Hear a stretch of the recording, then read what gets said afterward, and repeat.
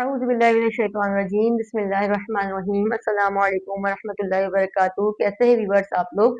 उम्मीद करती हूँ रोज की तरह खैरियत से होंगे, खैर आफियत से होंगे, सबक याद करते होंगे। आइए अपने सबक का आगाज करते हैं।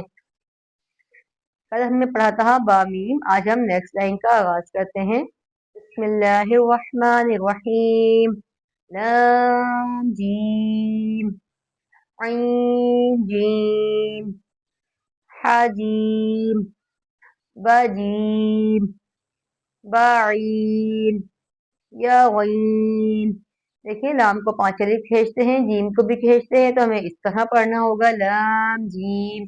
ठीक है, आइन को भी 5 अलीफ खींचेंगे, जीम को भी खींचेंगे। हा को हमने तख्ती नंबर 1 में नहीं खींचा, जो हुर्फ मैंने आपको बताया था यहाँ खींचेंगे, उन्हीं को यहाँ खींचेंगे। हा को हमने नहीं खींचा तो इसमें भी नहीं खींचेंगे, बा को भी नहीं खींचना, लेकिन जीम को खींचना है।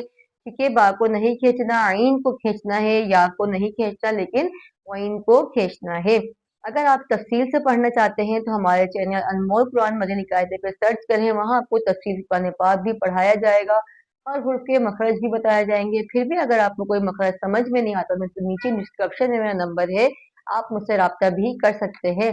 चैनल को लाइक करें, सब्सक्राइब करें, बेल आइकन को प्रेस करें और वीडियो को ज्यादा से ज्यादा शेयर करें, ताकि आपके जरिए से कोई भी बेहतर अंदाज में कुरान पाक पढ़ता है तो आपको इसका सवाब मिलता रहेगा।